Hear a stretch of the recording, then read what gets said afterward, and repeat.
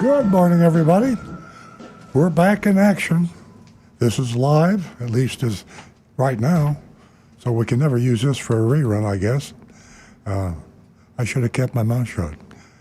What we do is we help you buy a car or lease a car without getting ripped off by a car dealer. Doing it for a long time, and it's just not me. We've got a group here of experts. Yeah, we are. I mean, I'm not bragging. We focus on one thing, and that's automobile retailing and repairing. We get into the problem that the entire automotive world, mainly the United States, has with the system. The system is not a good one for channeling cars from the manufacturers to you, the consumer. The hiccup is the dealer. And that's a long story. You regular listeners to the show have heard me talk about it a million times. Bottom line is, it's not a pleasant experience going into a car dealership. I compare it to a root canal. It's worse than going to the dentist. People don't like to buy cars. You would think that the manufacturers and the car dealers would get it and change things. And they are being changed, but you know how that goes. Things change very slowly.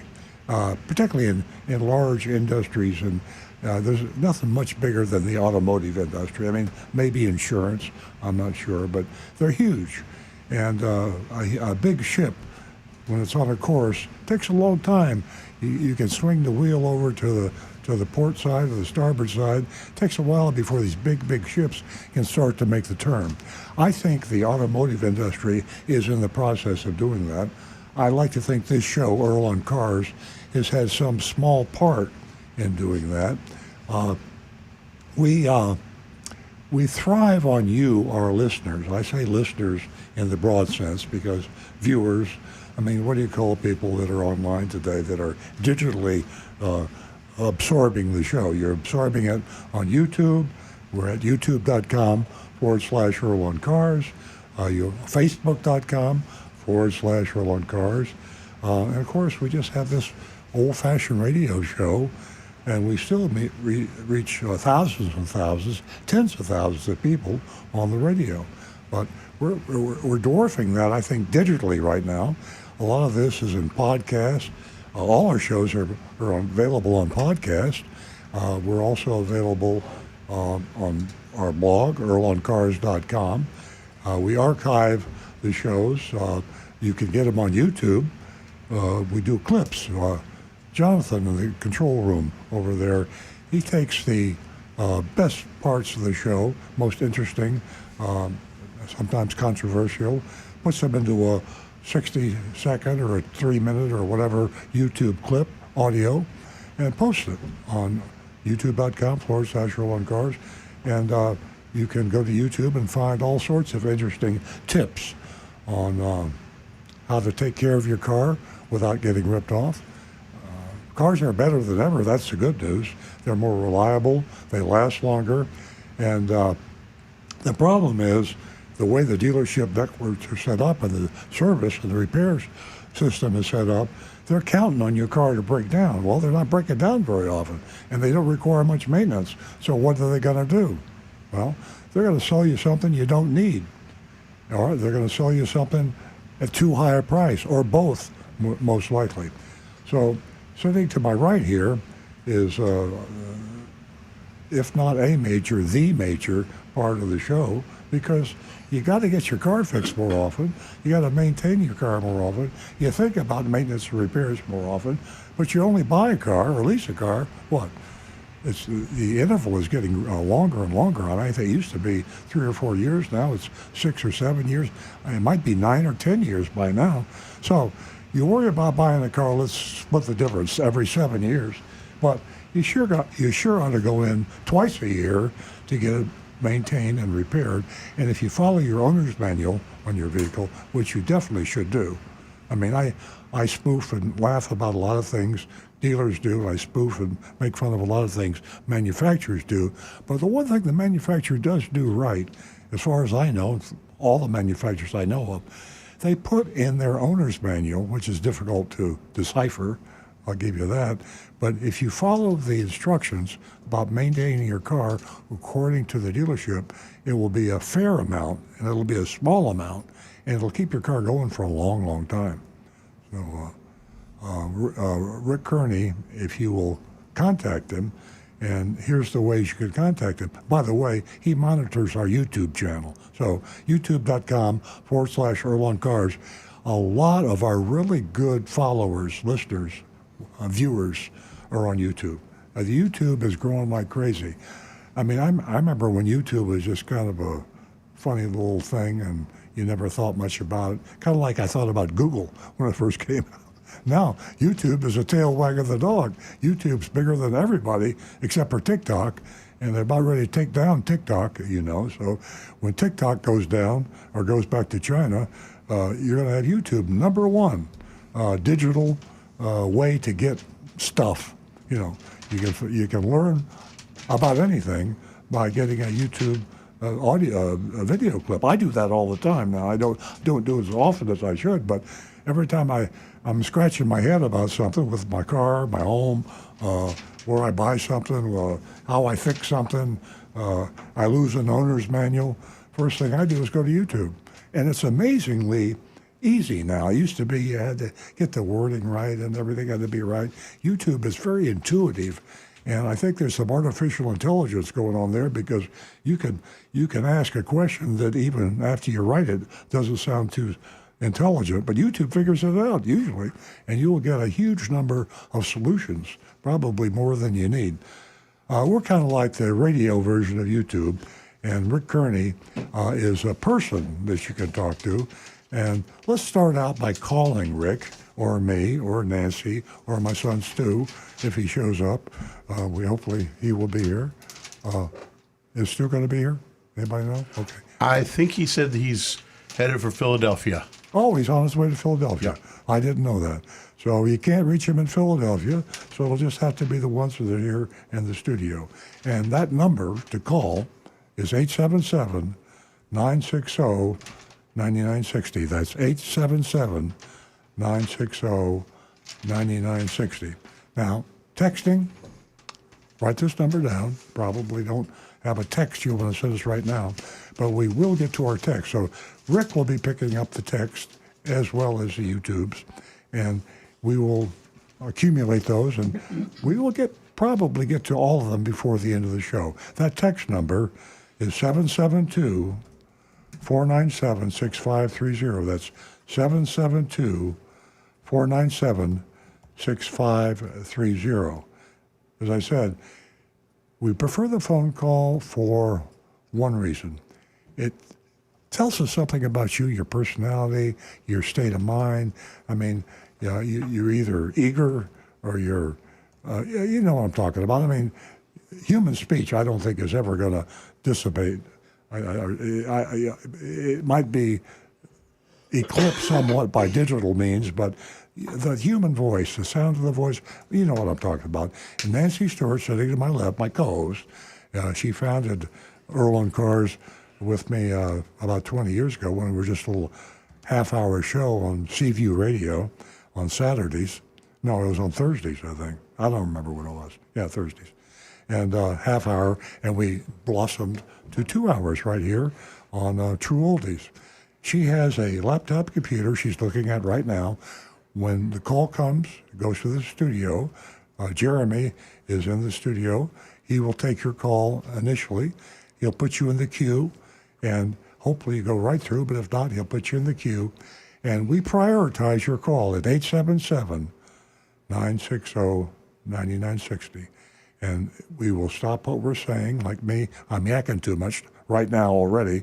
If a call came through, Nancy would slap me in the head, and we would turn around and take the call. No, she was just faking. She was. Do we have a call? We are going to skip my introduction, and we're going to interrupt Earl. And we're going to go to John, who has been holding for quite a while, from Palm City. Good morning, John. Good morning. Good morning. I'm in another world because this radio station just played a number one tune of 1977, Dancing Queen. And it brings back a lot of memories, including a person that I met at the time and he was the auto theft squad of New York City.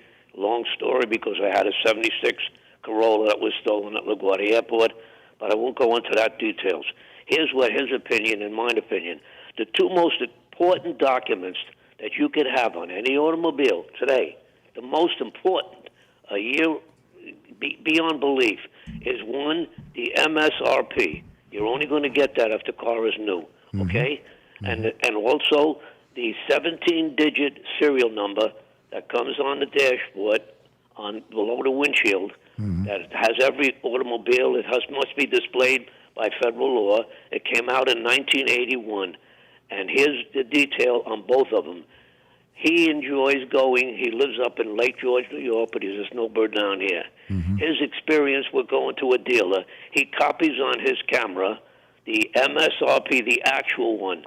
Earl did a blog 2 weeks ago about the the manufactured Monroney sticker. What he does, he copies that, not the phone he's next to or anything.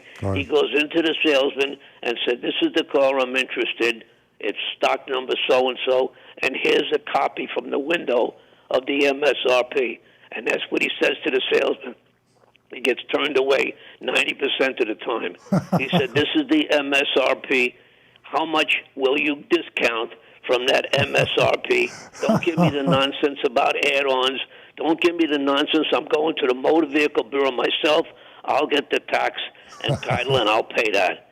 And guess what? 90-some-odd%, they will walk away. They will not talk to him. Yeah. And we all know what the situation is. Yeah. And then let me tell you the importance of, especially on a used car, of the 17-digit serial number. Each, and I won't go into the detail, the American, whoever manufactured it has a symbol. Japan, J, every symbol, including the one in the middle, has even the plant that the car was made. Yeah. Your insurance company knows what engine is in the car. And of the 17 digits, I think one or two of them are kept perfectly secret. You don't know what they are because that's for the law enforcement. And also, that serial number, just the latest Consumer Reports tell you about etching. You're wasting your money completely because these numbers are many places on the automobile, places that we don't even know about. So you're wasting your money completely when they're charging you $2,000 or $3,000 for edging of your windows. But Yeah. I just want to point out the importance of both of these items that I mentioned, the MSRP and the 17-digit serial number, which is a birth certificate, actually, of that car. It must always be displayed. By the way, the two rivets he told me that hold it on, you can't duplicate them. Only the manufacturers supply that digit. So on the stolen cars or anything, if they're removed, they can tell right away just by the digits. I mean, they're rivets. So I just thought mention the two major items on any automobile, on a new one with the MSRP, and on any automobile with the 17-digit serial number. Great information, John. I tell you, I can see where your friend is getting thrown out of a lot of car dealerships because they don't like an informed shopper like that. What I do, if I were your friend, I try to use that information online. They're enlightened dealers, not many of them, but they're coming online and they're coming aboard and they're out there. He can cover 25 car dealerships online in the time it takes him to do one car dealership by foot, by driving in and going through the process with a manager or the salesman. He saves a lot of time. But that's great information. The VIN is one of the best kept secrets. That's the vehicle, the serial number. VIN, they commonly refer to it as vehicle identification number. And that is loaded with information. And most people don't even know that. You could go to Google and put a VIN number in and get the information that usually only the dealers had. I didn't know. I'm a dealer. I didn't even know there were two secret numbers. I gotta check that out. So this is only for law enforcement, John? Yes, it's not known. I don't think even like Rick would know what those symbols are. Incidentally, I want a question for Rick. If a person buys a used car, can they go back to say it's a Honda?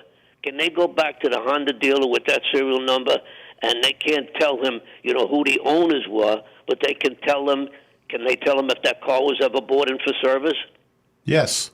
As a matter of fact, if you run a Carfax on it, that will also include 99% of that service information, because all of that is now computerized, and it's, although, like you say, the person's personal information is not available, but whether they replaced air filters, whether they had an air conditioning repair, brake job, oil change, tire rotation, all of that becomes service records that they're allowed to get access to.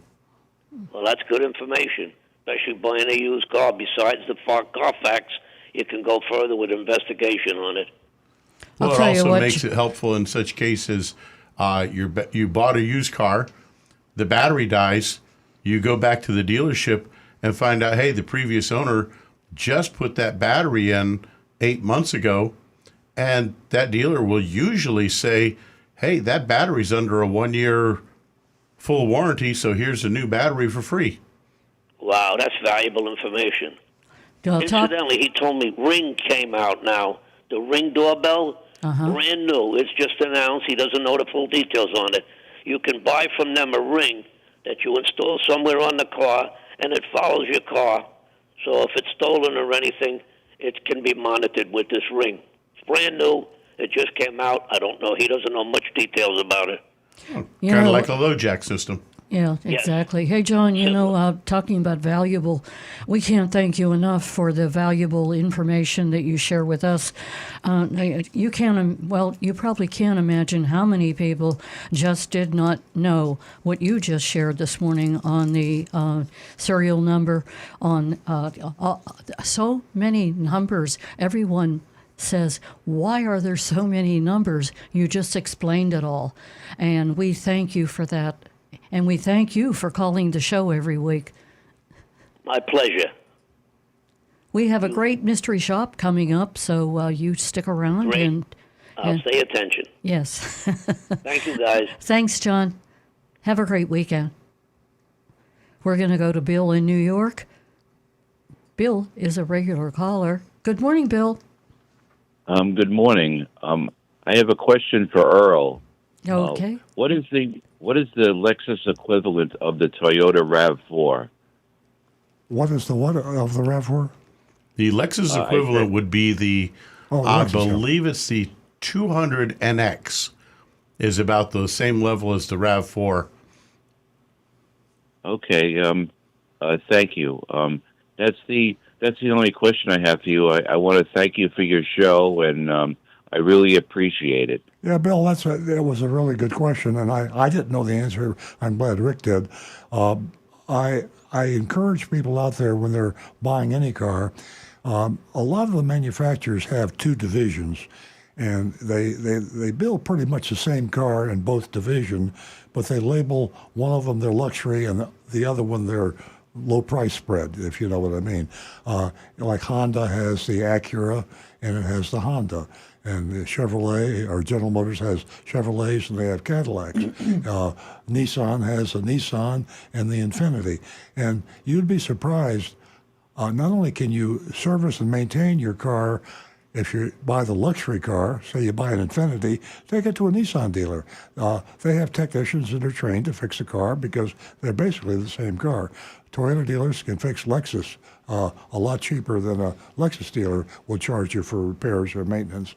So and you can even buy the car. I mean, if you buy a Lexus, you're going to pay for the name. If you buy an Acura, you buy a Cadillac, you buy an Infiniti, you're paying for the name.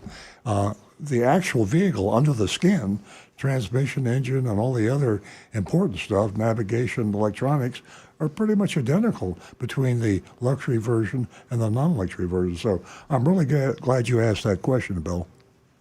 Right, that's good to know. Thank you very much, and have a great weekend. Same to you, Thanks, my friend. Bill. It's nice to hear from you again. Ladies and gentlemen, I want to give you a website that you might want to jot down. We've talked about it before, and it's how you can check on Florida car dealers that are breaking the law. And you can do that by going to Florida Law Protecting CarBuyers.com. Jot that down. You may need it today. You may need it in the future. It really is a great read, and it will definitely guide you in the right direction. Also this morning, I have to mention that the ladies can win themselves $50 this morning. Two female callers, new female callers, can win themselves $50. And did you know that women, well, they're responsible for purchasing 54% of cars.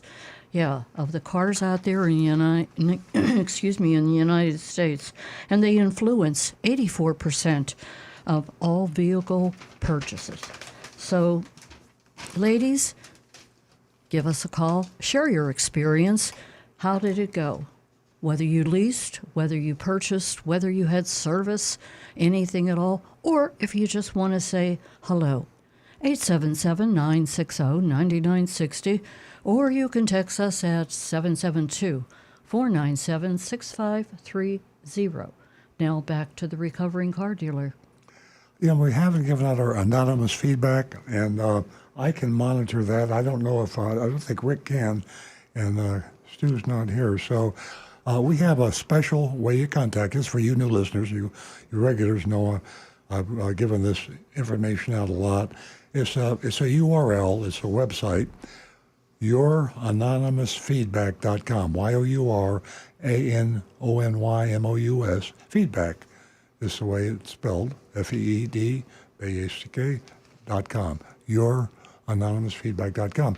Now, when you go there, you enter a question, comment, criticism, any communication you want. And I don't know where you are, who you are. I can't find you. I can't knock on your door because you made me mad. We will take that almost unexpurgated anonymous feedback and read it on there. And I say almost because we don't do the profanity or vulgarity. But feel free. If you feel that angry, say it the way it is. We'll put a bleep in there, but we'll get the essence of your message across. Your, YourAnonymous feedback.com. Some people just like privacy, and I'm not one of those people, but I respect those of you who do. In fact, sometimes I wish I did have more privacy, but I just decided I'll just open myself up to the public, and I've done it, and I'm happy with that status. But a lot of people would prefer to communicate privately, and that's a really, really good way to do it. And of course, we've got the regular number, 877-960-9960. And we will prioritize those. Nancy will stop whoever's yakking, probably me, and say, we have a caller, 877-960-9960, or text us at 772-497-6530. And I know you YouTubers out there are probably YouTubing as we speak, because we always have more YouTube comments than anything. YouTube.com/Earl on Cars, and which used to be, I thought, the really high tech, interesting thing. Facebook. I was really excited when I figured out Facebook. Now it's just for old people. I mean, the younger people don't use Facebook, and it's dropped out of usage. It's way down at the bottom, way below most everything. But we still have Facebook. I like Facebook. We still use it. Facebook.com/Earl on Cars. We got a caller. We are going to go to Howard, who gives us a call every week from Jupiter. Good morning, Howard. Good morning. I hope you're all well. It's a beautiful day outside today. It sure is. Right. My question for Rick is about brakes, specifically rear brakes. My question is this: Why don't rear brakes wear out as fast as the front brakes wear out? Gravity. When you're driving a car, the force of inertia, all that weight is traveling along, going straight ahead. And when you step on the brakes, all that weight still wants to continue forwards. So gravity makes it pull slightly downwards, and it makes all the pressure go onto the front brakes. The front brakes do 70% of the stopping power of the car. simply because of inertia and gravity. So your rear brakes, all that weight is moving forwards. The back of the car tends to lift up a little bit and become much less weight on those brakes. So they actually have to use what are called proportioning valves to reduce the braking effort to the rear so that your rear brakes don't just lock up because they don't really have any real weight on them, and you don't lose control of the back end that way. Well, what a great explanation that was. I mean, I knew the front wheel, but I never thought about it that way. Inertia and gravity. Well said. There you go. Yeah, Earl, you're an engineer, so you understand it better than I do. Yeah, but it's interesting that I thought about, actually what I thought, I'll be honest with you, I think a lot of things are wrong till Rick sets me right. I used to think it was because we had cars, the engine was in the front and most of the weight was in the front, and I thought that's what did it. I never thought about the braking and the inertia. So that's exactly what I thought. Yeah. But I don't dare think about these things unless I talk to Rick, because usually I'm wrong. Yeah. Yeah. The next question about brakes. I had a 2003 Camry. It had drum brakes in the rear. I had 150,000 miles on it. The drum brakes never were, affected. I never had it cut. So my question is, number one, why do the drum brakes last longer than the pads? And number two, why did they discontinue the drum brakes if they worked fine? Well, drum brakes, although they seem to operate nicely and they don't wear nearly as fast, it's because they do much less stopping power. But the other fact of it is they're a lot less efficient at actually stopping the car than disc brakes are. Disc brakes get much better efficiency and work much better stopping the car. If you've ever driven an older car from, say, the 40s, 50s, when they had four-wheel drum brakes all the way around, and you stepped on the brake, you were putting all your weight down, and those big old cars then, they were just keeping on going. The brakes weren't very efficient. Drum brakes just don't work well. Not only that, but if it rained, you went over a puddle, you lost the brakes. Sliding away. Yep. That happened to me once.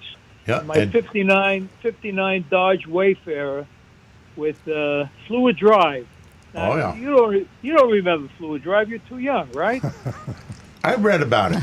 I've read up on, believe me, his daddy vehicle told him history. about The Earl, do you history know of how about- these systems all came about has fascinated me. And right now, I would bet, I think we've got something like 40 techs working in our shop. And I would be willing to bet there's maybe one or two others in the entire shop that can even tell you what points and condensers are, let alone having ever touched a set of them or adjusted them or even used a dwell meter. And yet I have, because I understand the history, because if you understand history of something, you know where it's going. That's my feeling. But anyways, for drum brakes, they were the old history style. And it amazed me that Toyota kept going with drum brakes on the back of Tacoma pickups even today. Every other vehicle has gone to disc brakes in the back to improve that stopping power. Now, yes, they do wear out a little faster than drum brakes, but that's because they're actually getting some use.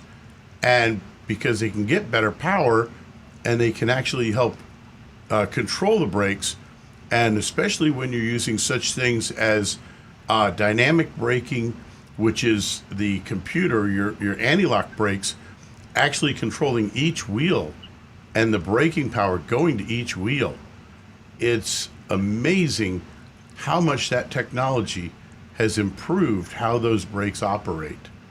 You think back to some of those cars of the 50s and things we used to have to do and teach young drivers how to handle skids, how to handle every little aspect of controlling that car. You were literally controlling a wild Bronco, as to compared to today, where it's the gentlest of mares that you're driving. I mean, these cars today literally are on the edge of driving themselves, and you don't have to control it anymore. the car will control it. Okay, one other question. If you're replacing brake pads and you have a Toyota, should you use Toyota pads or I think they're Wagner pads, I think they're called, and they're pads that come from different manufacturing companies and are not Toyota. Some are metallic, some are semi-metallic, some are ceramic. I don't understand the whole thing. Can you explain about metallic, semi-metallic, ceramic, and the difference between Wagner or Toyota pads? I'll hang up now because I'm talking too much. I'll let you explain that. Thank you very much and have a good day. Thanks, No Howard. worries. There's lots of aftermarket companies out there making brake pads, and most of them are excellent quality. They're great to use. Some of them do make more noise than others. But one thing I will always recommend, avoid metallic or semi-metallic pads because pads are much cheaper than the rotors. Pads, semi-metallic and metallic, will wear down the rotors faster. Rotors can be resurfaced usually 2 or 3 times before they become too thin to be usable and have to be Well, replaced. do all the manufacturers use 90% of manufacturers use ceramic brake pads Yeah. so that the pads wear out, but your rotors, you can simply recut them and reuse them So the metallic, over and over. The metallic is what you want to avoid, or Right. they're less expensive. They're actually a little pricier in the aftermarket world, but that's because it's a hype thing. They hype them up.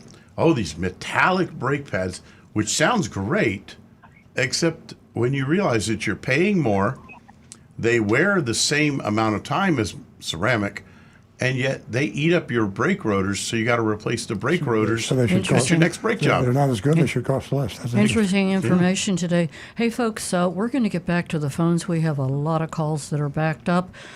Give us a call if you didn't jot that number down, 877-960-9960. Don't forget your anonymousfeedback.com. We're going to go to Mark in Lake Worth and Marty in West Palm. Hold on for a moment. Good morning, Mark. Good morning. How you doing? We're well, thank you. Nice to hear from you. Yeah, I just wanted to relate a used car experience I had. I went to sell my 2010 Toyota Corolla LE, and it had 91,400 miles on it. And I went on KBB and I went on Edmunds just to get an idea and a range of what I might expect. And then I went over, interestingly, to CarMax, and they got a big sign, you can't miss it. It says, all transactions will incur a $399 fee. Mm-hmm. So in the used car market, it's there too now. Yeah, they've raised their dealer fee. I think they were lower, but they're joining the rat race, and although that is still much lower than all the other dealer fees, it's still a lot more than they used to charge. But like I said, the sign is there, and it's real big. You can't miss it. So I gave the guy the car keys, and they drove it around and looked at it and back and forth.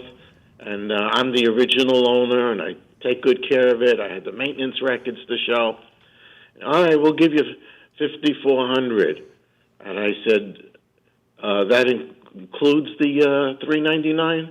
No, we got to take off $399, so it's really $5,000. Oh, I didn't realize what you said. So not only do they charge their dealer fee when they sell you a car, they charge you again when they buy your car?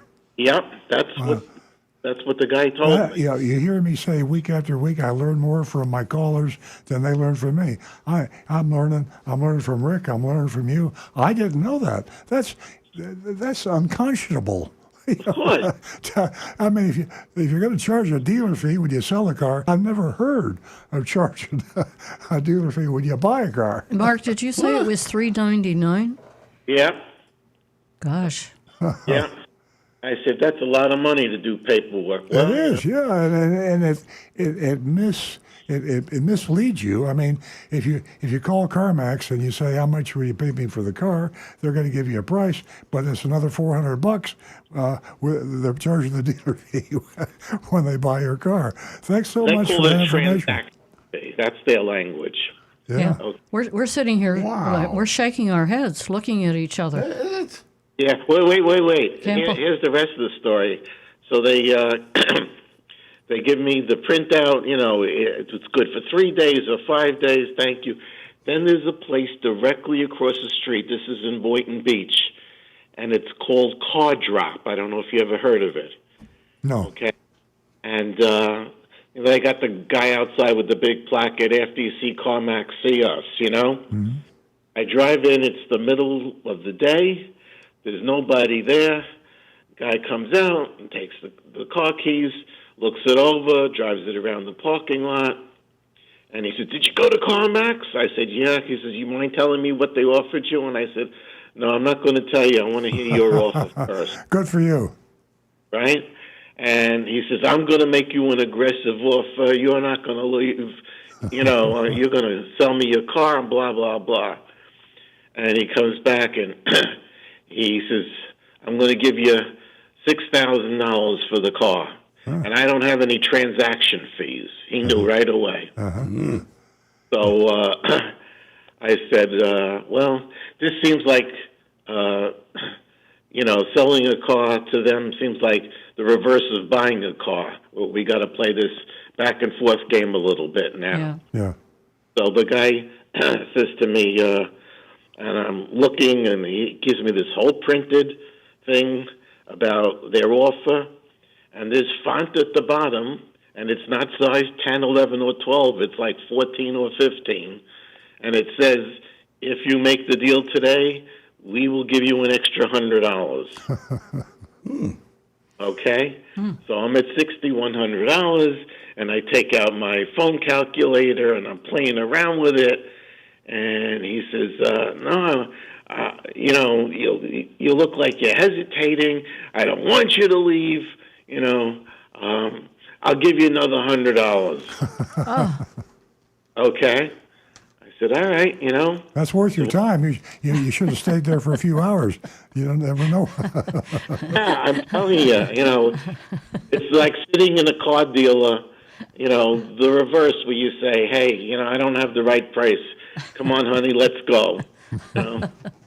You should have got out your calculator, your iPad, and just sat there and just did some back and forth. I don't know, text one of your friends or something just to get. Did you sell it, Mark? Wait. So I said to him, okay, we're at 63. I said to him, all right, make it 64 and we have a deal. And he said, no, I can't. I'll meet you in the middle. So I sold it for $63.50. Wow, that's a you're a great negotiator, Yeah, Mark. great negotiator. It's a great story. What's the name of that place again? Right next to CarMax in Boynton? Car Drop.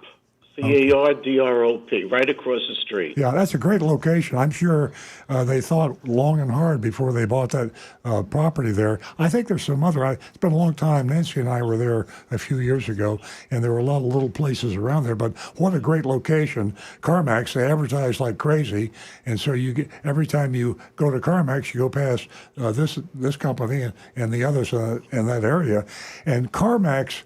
They have a computer software program. They don't appraise cars like anybody else. They're computer. They input, and if they don't need the car, they will make you an offer anyway, but it'll be way below the actual value. So here's what happens. You come in there, if they give you one of those low balls where they don't want the car, then the guy across the street, like you just found out, he's able to pay you a lot more money for the car, but you'd never come down there to get the price. CarMax lowballed you, and you went over, finally negotiated a good price. So that's a great story. I mean, 5,000 over there or 63.50 here. You know, that's. I mean, this is the first time I've done something like this. In all my life, I've always sold privately. But I said, you know, I'm getting too old for this nonsense of people showing up, not showing up. Mm-hmm. get me wrong. Disadvantage. And then they want to beat you up on the every little thing. They want to knock money off Exactly. It used to be the way to go, but not anymore. Yeah, I mean, and then today, I mean, I don't know. They don't like somebody's carrying a gun or a weapon. I just, It's all part of the world going sideways, Mark. Yeah. Mark, we can't thank you enough for the information you shared with us. You've really made our morning. Thank you so much. I got to jump off. We got a bunch of callers. Okay. Have All a right. have a good wonderful week. weekend, and please give us a call again. Will do. Bye-bye. Bye-bye. We are going to go to Marty in West Palm Beach. Hi, good morning. Hey, Marty. Welcome, Marty. I got a question for Rick. On the blind spot monitor on Toyotas, when you put your turning signal on, if a guy's in your blind spot, it'll flash on the mirror, but there won't be an audible sound. Is there any way to make that audible? And I heard even on the 23s, it's not audible. If the turn signal is on, I think it means you should be looking at the mirror so that you're seeing it. So they're expecting you. I don't think there's a way to reactivate that audio. I'd have to look into that. That's not standard. You'd have to do a special modification. Yeah, that's probably going to be listed in our customizable features. If you stop in at a dealership and just tell them you want them to adjust that, they should be able to do that pretty quickly for you. Customizable features, is that as recommended by Toyota or is recommended by us?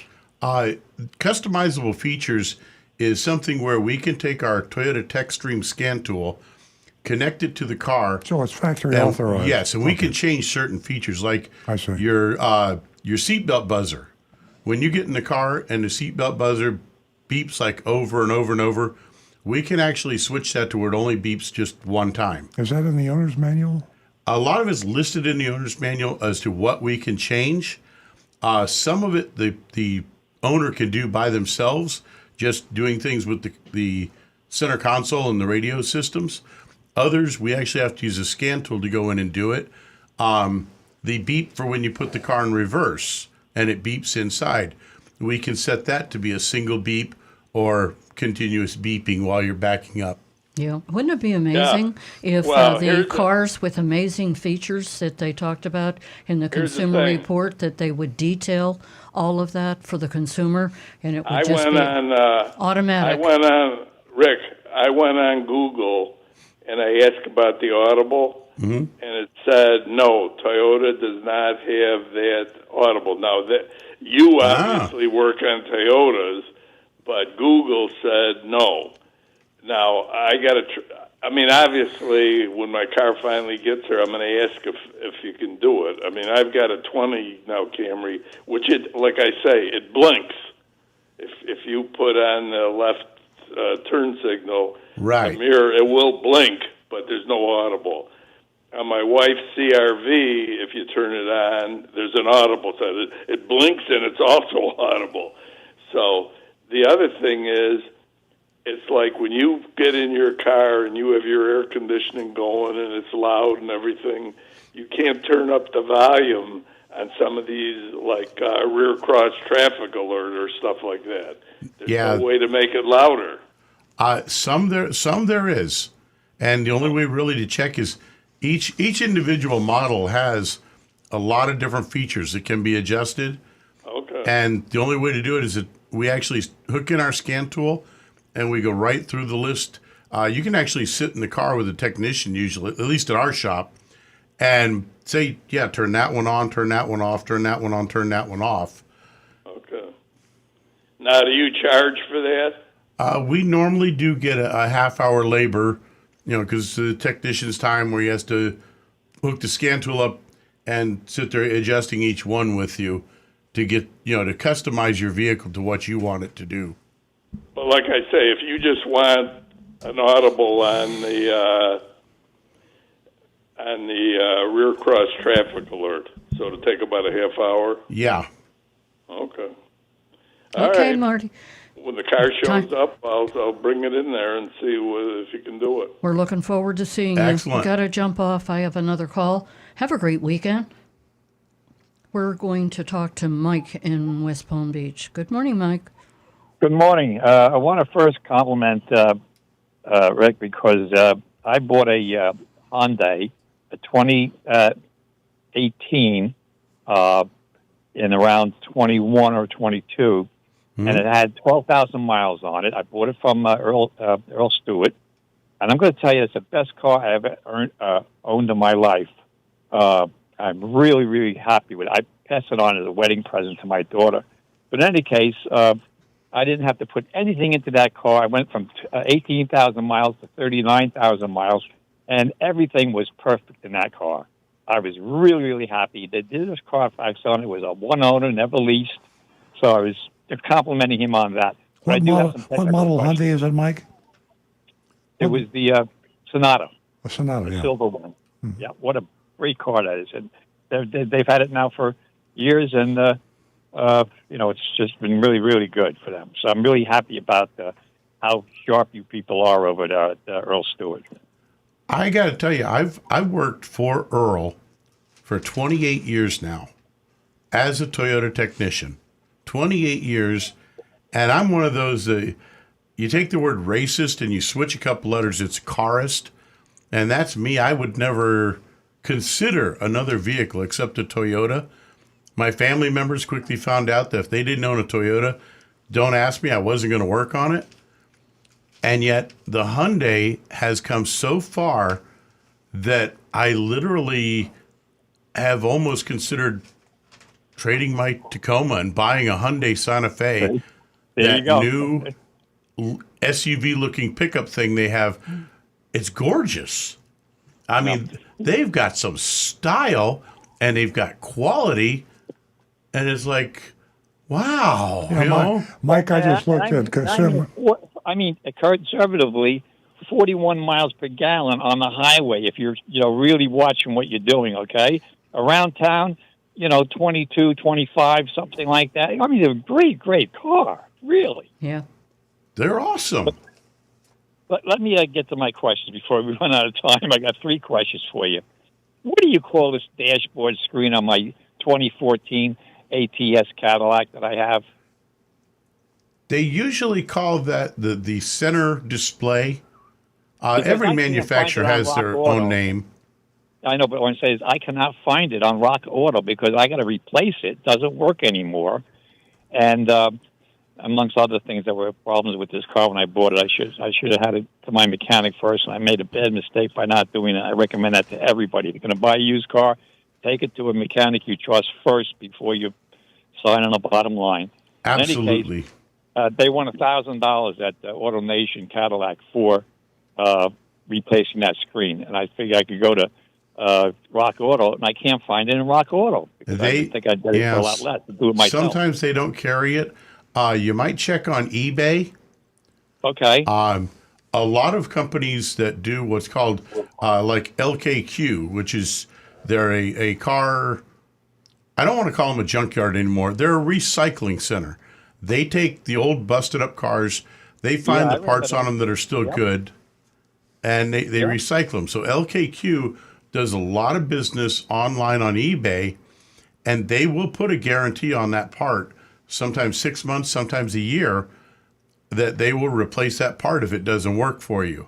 So, I mean, then you've only got just the time and effort of installing it, but you can find some pretty good deals on there. Is that LTQ you said? No, it's LK, the letter, 3 letters, LKQ. Okay, yeah. And it stands for like kind quality. You got it.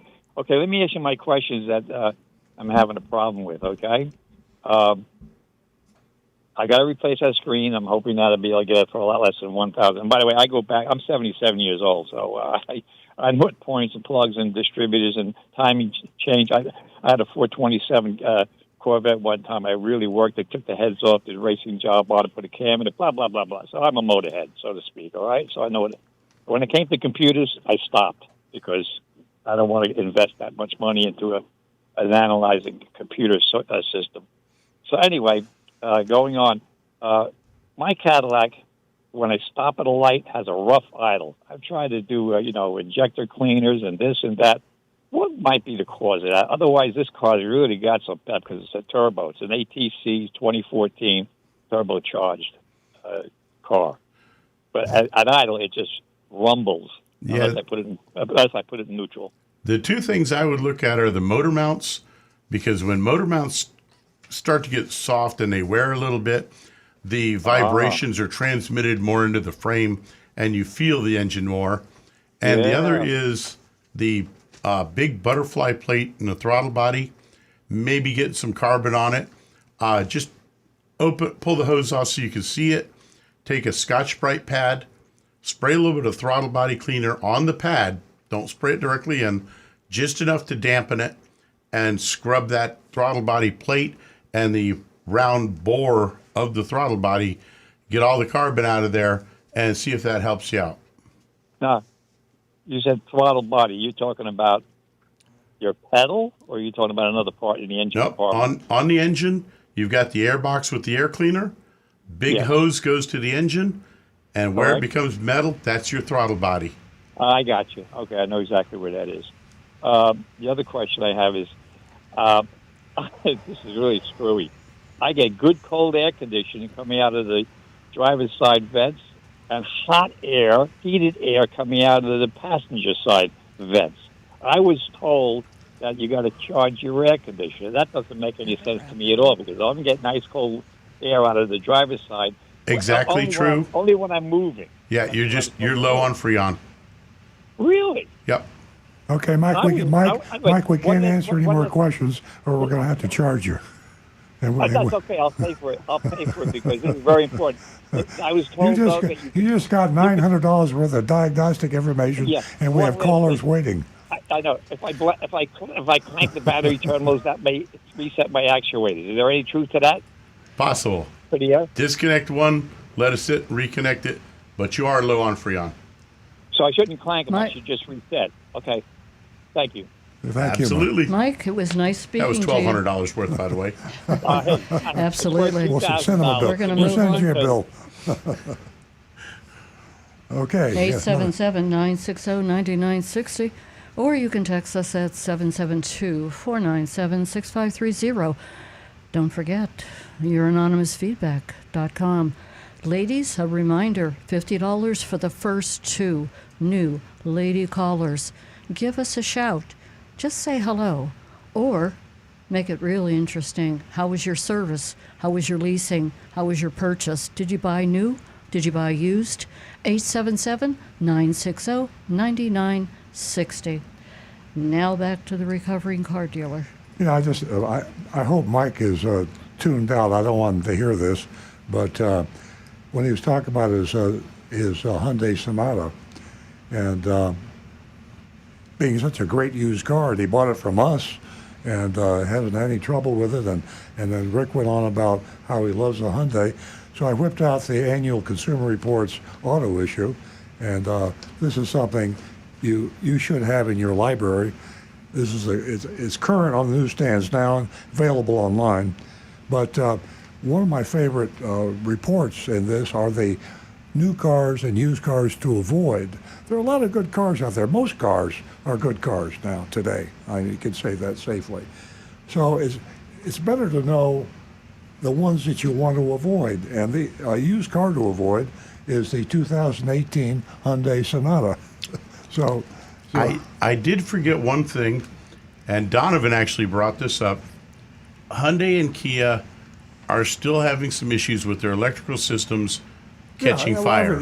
But I'm not saying Hyundai's a good car, and Kia's a good car. Yeah, they're much better than they were when they first came over from Korea, and they're getting better every day. So they're great cars. I'm just saying.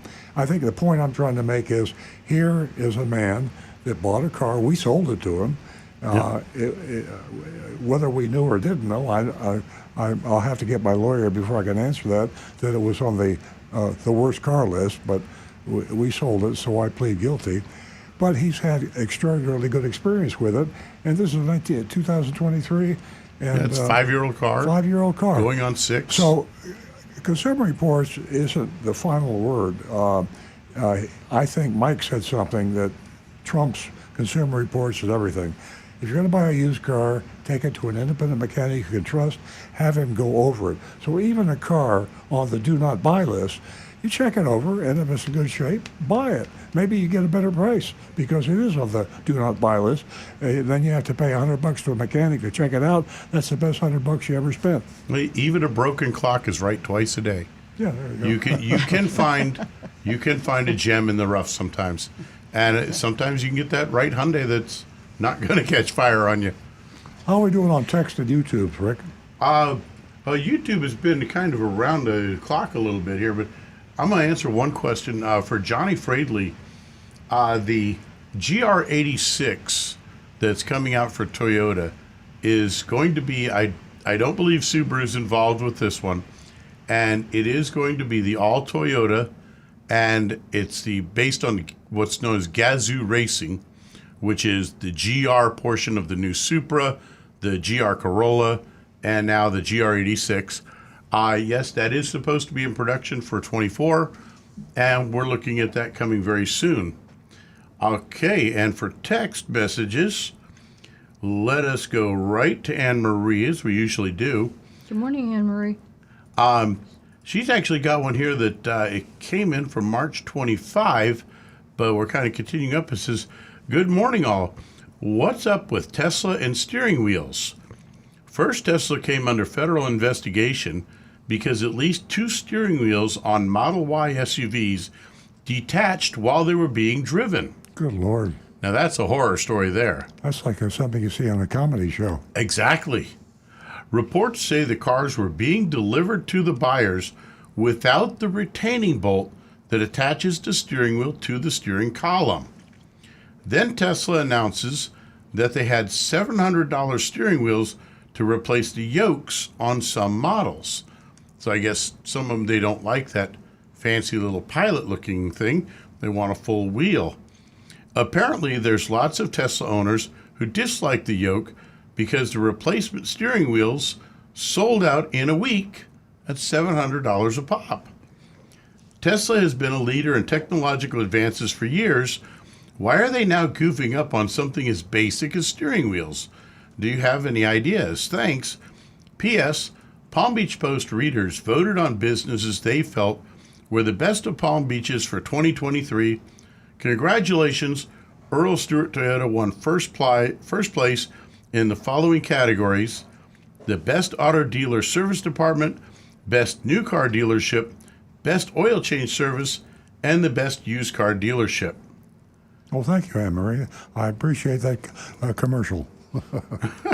And we're very proud of that. It's our 5th year of winning those awards. Congratulations. And she went on to mention also the CNN story that announced this thing of the issue with steering wheels. Mm-hmm. Let me tackle the Tesla thing. We drive. Nancy and I drive a Tesla, and we're not touting the Tesla as being a defect-free car. One thing that's driving us crazy now is the windshield washer has failed twice, and I don't. Now I have to take it into Tesla because anytime something fails twice, and I got to agree with them, they want to. They want to report it and they want to examine it and see why. They're going to have to replace probably the washer motor again. They may have a problem, and we've had little issues like that. Yeah. What's extraordinary about Tesla is the technology and the fit and finish, we used to call it the old days, leave a lot to be desired. Every time I close a door on the Tesla, it worries me because it doesn't sound like it closed all the way, but it does, and that's partly the composite material they use and the light. Everything is lighter today. So if you've never driven a Tesla and you buy one, you're probably going to have a lot of things that are going to irritate you because they're going to be a little different. But like everything else, the drivability, it's a fun car, it's a technological miracle, and that offsets a lot of the glitches. I can tell you right now. Nancy's Avalon, as far as I'm concerned, she drives an Avalon too, is a better quality car than the Tesla we're driving, but it can't hold a candle to the Tesla in terms of performance. So. Yeah, where I used to say easy, easy when someone would close my Avalon door on the Tesla, I believe I may have to have my shoulder replaced because it's mostly on the passenger side. As far as the yoke is concerned, my hands are small, so I can, maneuver the yoke. And I kind of like it, And as Jonathan said, the yoke's on you. Yeah. Speaking of the yoke, somebody actually turned on the I didn't know it had a steering wheel heater, and we can't figure out how to turn it off, so I'll have to Google it. Yeah. But the other thing, until we get down to Tesla, in West Palm Beach, I'm taking up my time cleaning the windshield inside and out. Yeah. I won't drive with a dirty Can't windshield. Use the washer. The washer's broken twice. I won't drive with a dirty windshield. That's all there is to it. Oh, by the way, speaking of Tesla, let me change the subject on you. I was going crazy because... Oh, we have callers. I'll shut up. Let's go. Okay. Sorry to keep you holding, guys. Everybody that's holding on our lines. We're going to go to Marilyn from Delray Beach. And Marilyn is a first-time caller. Ooh. And I want to thank her for calling and let her know that she can stay on the line and she can give Jeremy her contact information. He'll pass that along to me before I leave the studio this morning, and I'll write that check out to you, Marilyn, and send it to your contact information. Welcome. Hi. Hi. How you doing? Okay. That's I'd like to ask you a question. I moved from New York to Florida, Delray, 8 years ago. I had my car sent from New York. I have a Toyota, the Toyota Camry. Mm-hmm. And I went to the well-known, Toyota here in Delray Beach. I don't have to mention his name, I'm sure you know. And I used to always service my car, okay? Now, I have the car a long time. The reason I keep the car is I only have about 62,000 miles. And the car is a 9. So it's pretty good. I don't really go that far. It's usually, and yeah, that's pretty low miles. Yeah, it's got low miles. So my son said, "Where are you going, Mom? What are you going to sell the car for? It's got low mileage." Okay?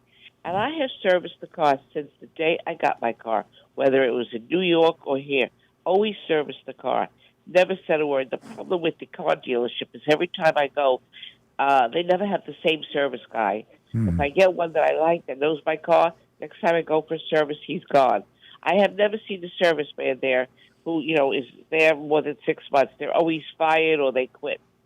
Okay, so that's not the story. The story is I finally started to have a problem with the car. And by the way, every time I needed tires, they told me I would spend it. I used to say to my daughter, why am I always changing tires? I don't go anywhere. Oh, they told me it's the heat here. And I was just taken for a ride all the time. Anyway, about 2 years ago, I had a problem with the car. They told me it was something with the engine, and the car kept making noise. If I put the car, in park, I would hear a noise. If I was standing waiting for coffee at Dunkin' Donuts, when you wait, you could really hear the noise, whether my foot is on the brake or it was in neutral. It would hear this. You could hear the noise. People could hear it. So I brought it into them, and they told me it's this, it's that, it's all kinds of things. I walked out with a $3,000 bill. I cannot believe it. And I kept complaining that I still have the noise. Oh, they don't hear it. We don't hear it. I said, how could you not hear it? Everybody hears it. Let's go outside. Maybe you'll hear it. No. We would know. I kept bringing it back. Within that year, that the noise was still there. I finally got set up. I went to get my car serviced again, and I told the guy, it's still there, the noise, okay? So finally, one person heard it, okay? He calls another guy, and they hear it, okay? Not as much loud because they're inside the place where they work. Okay, they take the car away from me for 1 week. They keep it. They're busy. And they come back, and they call me and tell me that it's the engine now and that I'm losing oil.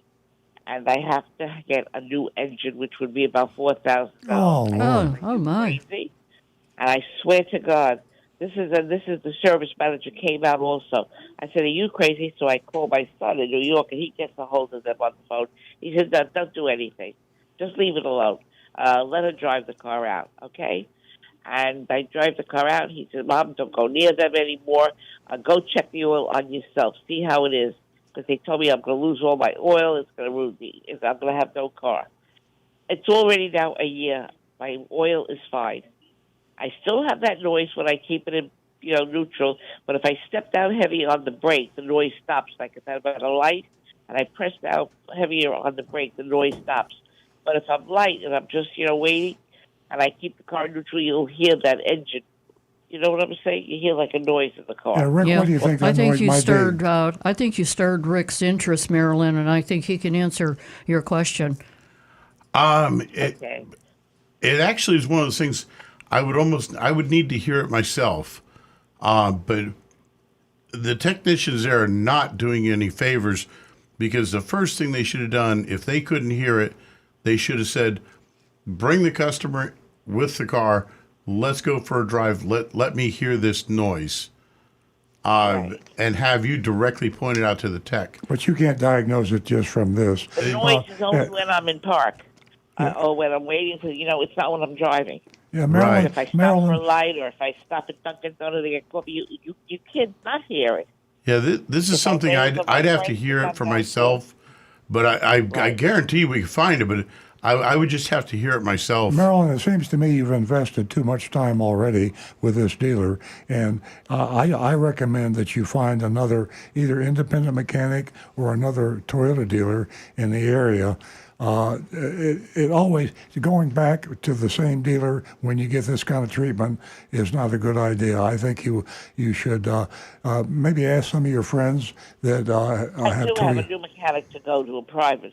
I'm going to test it out, but that's not bothering me. Yeah. It's bothering me that after so many years of doing business with them, Yeah. they try to rip me off. Yeah. And never missing it. I'm disgusted. Yeah. I No mean, excuse for it. Marilyn, where are you located? Delray. Delray. Beach, and I'm not. Wow. You know who I use. I don't have to make it up. It's right on here. On Delray Beach is one of the most well known, and this is what I have. Yeah. Obviously, something's wrong because he can't keep his men that work for him. Well, he's gone, but they can't keep the people that work for them. Yeah, it gets you pretty heated. Marilyn, I agree with Earl. It's time to move on and either go to a mechanic, private, or if you so wish, go to another Toyota dealership. But these people down in Delray, I'd forget about it. Yeah, that's the only thing I can do. I'm using the car the way it is, and I'll see. I'm going to buy a new car, look for a new car now, but I'll definitely not go there. Yeah. I happen to love the Toyota. It's a great driving car. And Yeah. I love it. I hate giving it up because it is a great, comfortable drive. And believe it or not, I don't know what the 209 has, but everybody comes near me. They want to buy the car. Yeah. If I go to wash the car, I guess they want the part. I bet. That's a great car that you're driving, and it's definitely worth you moving on and checking out what is wrong. Marilyn, please don't forget to stay on the line to collect, the $50 from me. Jeremy will get your information, and I'll send it out to you. What's $50? I don't even know what You're the first time female caller, and every week we pay $50 to the first 2 new female callers. So you'll have a check arriving in the mail within the week. So unbeknownst to you, Marilyn, really? you're helping me build my platform here for the ladies, and I thank you. That's funny because I just turned my radio on. You usually listen. I never had your program before. Usually I'm always listening to the news. And I said, you know what? I'm going to call you and tell you about my car. I don't want to mention the car dealer's name, but I really was taken. And they won't get me anymore, that's for sure. They do lose a customer. I'll find another Toyota. I know there's one not far. Thank you so much, Marilyn. I can't wait to hear back from you. We've got callers backed up, and I'm going to have to jump off right now. Well, thank you very much. Thank you. You're welcome. We're going to go to John in West Palm Beach. Fred and Dick, hold on. Good morning, John. Good morning. Which John is it? You got a bunch of them. Is it me? Yeah, we sure do. I'll get to you Okay, later. very good. I'll get to you later with their last names. We hear you, John. Okay, very good. Hey, I just wanted to get clarification on the article about the steering wheels coming off on the Teslas. Did the article say that these were new vehicles being delivered to the customers? Yes, And, I think they were talking about the Model Y. Yeah, and it doesn't matter which. These cars weren't even on the road yet. It's just quality control missed the bolt on the two steering wheels. Because I would have had a different concern if the customer had taken the car and it came off while they were driving. Well, But I it think sounds they like did take the car, John. I don't know that all of them came off, but I think that there was some sort of defect where some of them apparently either almost came off or would have come off. But whenever they see a defect like that, they bring back all the models to correct it. It gets your attention, John. Have you ever lost your steering wheel?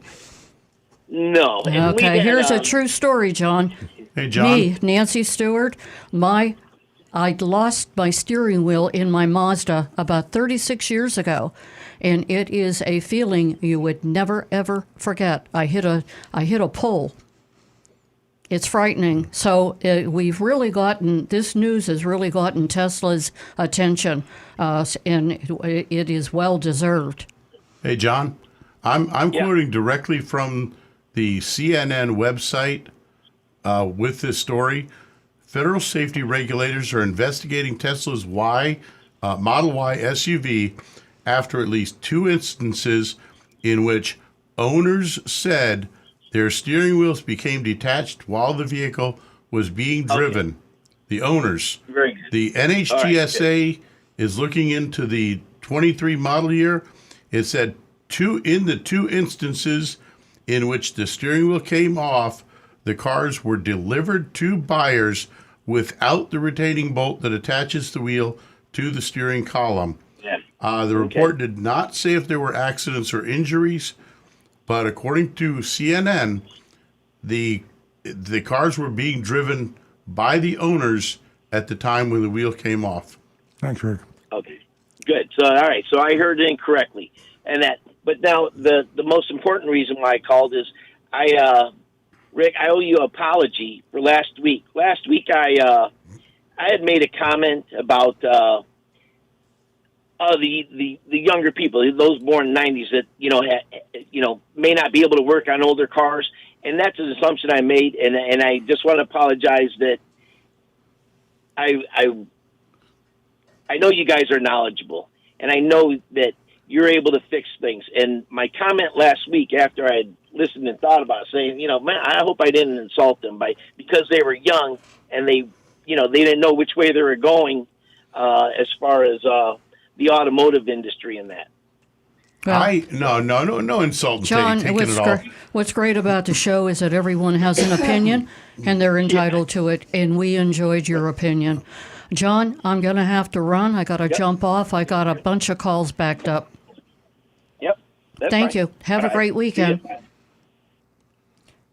Okay, Fred, thank you so much for holding on. Fred's calling us from Palm Beach Gardens.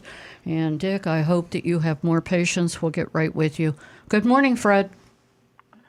Good morning, guys and girls. How's everybody? Great. Great. Nice to hear from you. Okay, I've called once before. I listen to the show every week. So just a couple of things, really no questions, just observations. So when we drive on North Lake going north and we go to the beach, there's a big sign that has a beautiful picture of some guy by the name of Earl Stewart. Man, you don't look 82 years old in that picture, buddy. Well, that is incredible. The picture was taken a long time ago. I'm afraid to put my current picture up. You know why, Fred? Because he looks better now than he did then. Oh, you're prejudiced. And you can stop by the dealership and you can check it out and you can agree or disagree. That's what's also great about the show. Earl's come a long way. He's getting younger and younger and younger. I'm going to that's throw because him of out. You, Nancy. Well, that's because of you, Nancy. Well, we do drive by there, and we'll be driving by there today because we go down US 1 when we go to the beach. So the other couple of things I have, even though I knew this because I'm pretty educated, and my wife called the show a few months ago. She worked in the car business in New York for 20 years, so nobody could pull anything over us. So my brother listens to the show also, and he had his service car. He needed his car serviced. I'm not going to give out the name of the dealership. Doesn't make a difference. And he was walking around the showroom, and just like you say, there was a sticker price on a car. It wasn't from the factory. It was not a factory sticker price. The price at the top was handwritten in. Then they had $24.95 for the paint guarantee for 7 years. Then they had the thing with the tires for $5.95, and then they had a market adjustment for $2,000. So they were up in the price by close to $6,000. It was just a joke. Yeah. It's sad to hear. No, that's so common, unfortunately. South Florida is the worst of the worst. Los Angeles, Southern California used to be the worst, but Florida is outdoing them now, especially South Florida. From here, I say here, Palm Beach County, south to, I won't go as far as Key West, I'll just go through Miami, are some of the most deceptive, distrusting dealers, or to be distrusted dealers anywhere in the United States. It's just terrible. The average extra fees down, I've lost count. I used to say $1,000. Now it's probably thousands of dollars. It's a terrible place to have to buy a car. Yeah, and you can go over, Fred, to North Lake Boulevard, and you can pay a market adjustment. It's only $10,000.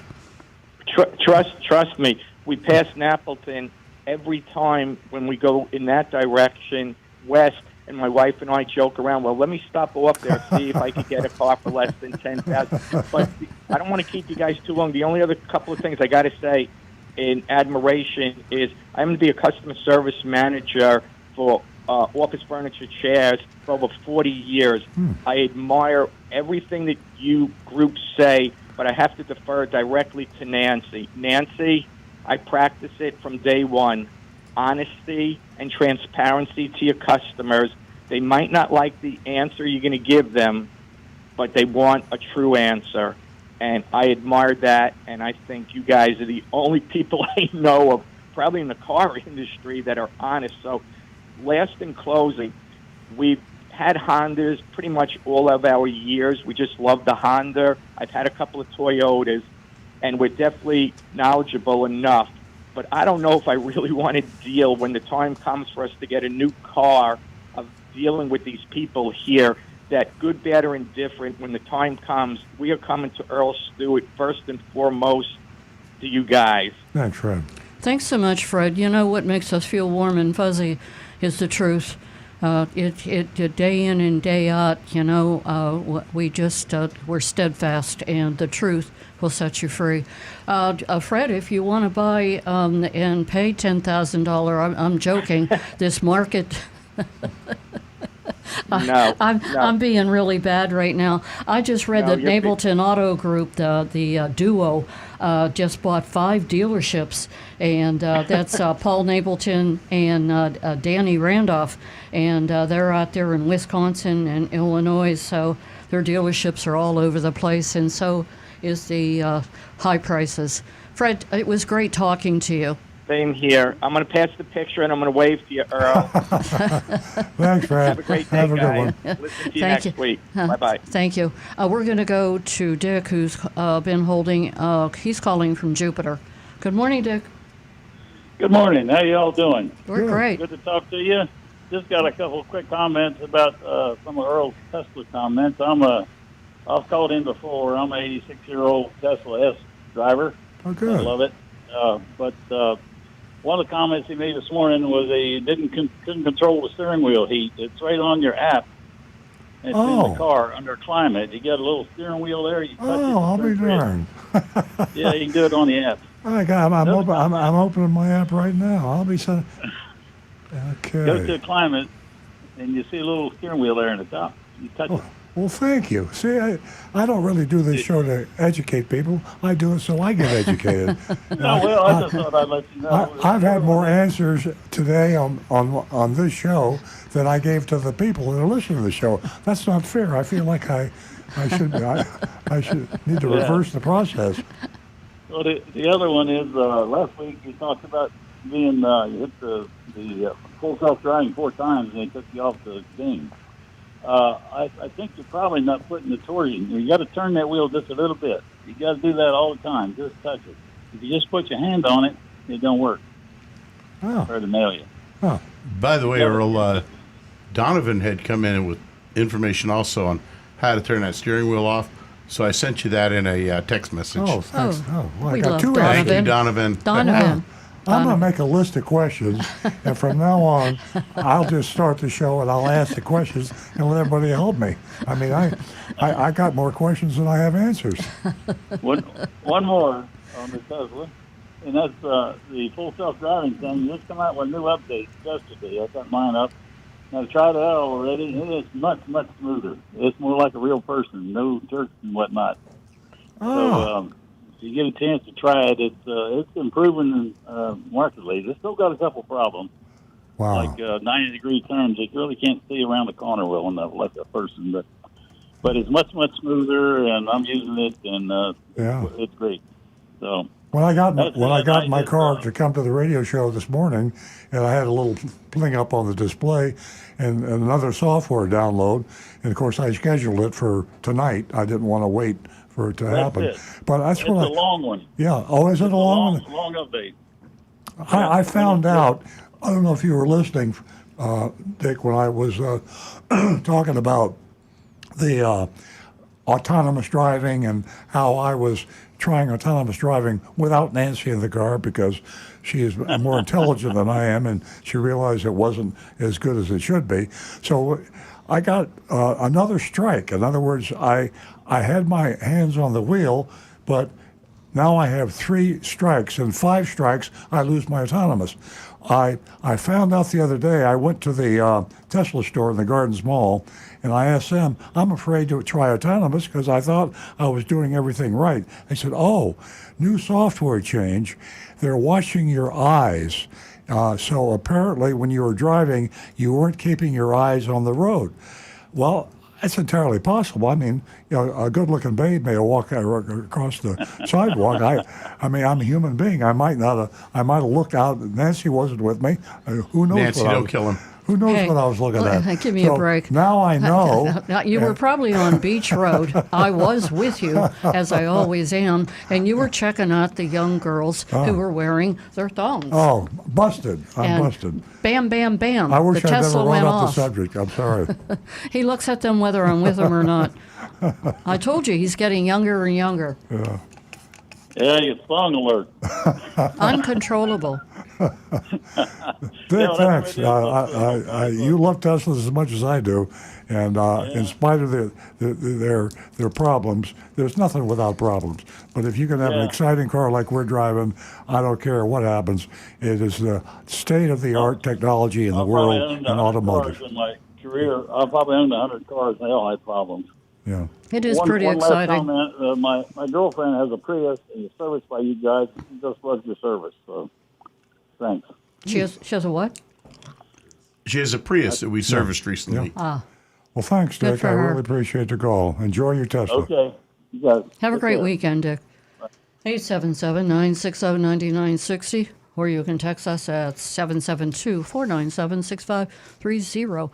Don't forget that you can read Earl's column in the Hometown News, the Florida Weekly, or you can go to Earl on Cars, and his latest column is pretty interesting, and it's the growth of new car inventories is bringing back competition, lower prices. So great read. Take advantage. Okay, guys, what do you got for me? Well, I think I do have. If we got some YouTubes or texts, let's take those first. We got some texts here. Text, great. This one from Dwayne.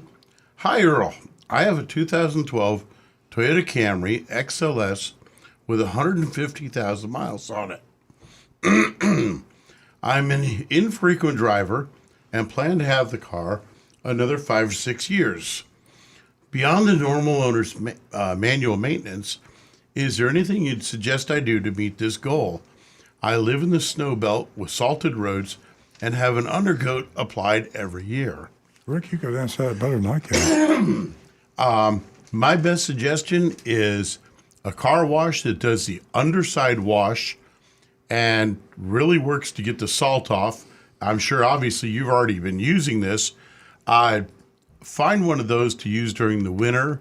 And, of course, good maintenance on the car, the exterior during the summertime, and a garage to keep it in.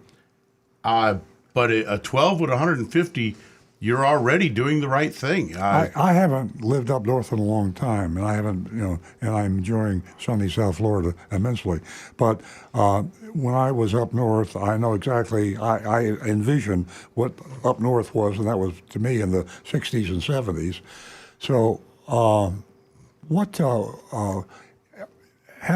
isn't the undercarriage of our cars now treated where they don't have that problem? Are you saying if I live in Buffalo, New York, and they're still putting salt on the roads, and people are driving the cars and they're rusting away the bottom of the cars? Well, the undercoating and the treating that they put underneath of them, eventually it's going to wear. On this, he's already on an 11-year-old car. You've been down here all your lives too, almost. I mean, yeah. So you're telling me that I don't hear any complaints from people that lived up north talking about rusting.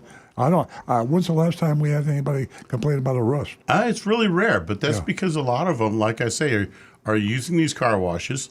My stepsister lives in New Hampshire, where she gets quite a bit, and my personal back family, the majority of my family, live in South Dakota.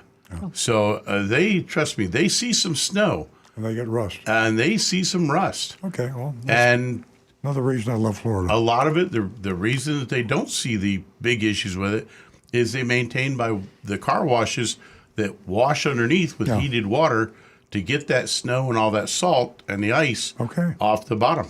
That's a beautiful country. But, yeah, Dwayne, it sounds like you're doing everything right on that car. Okay, let's go to another. We are going to stay with the phones, or at least go back to them, and we're going to talk to Tim in Jupiter. Good morning, Tim. Hey, folks. How are you this morning? Good. Hi. Good. Called a few times before. We've got a 2019 Jeep Cherokee Latitude.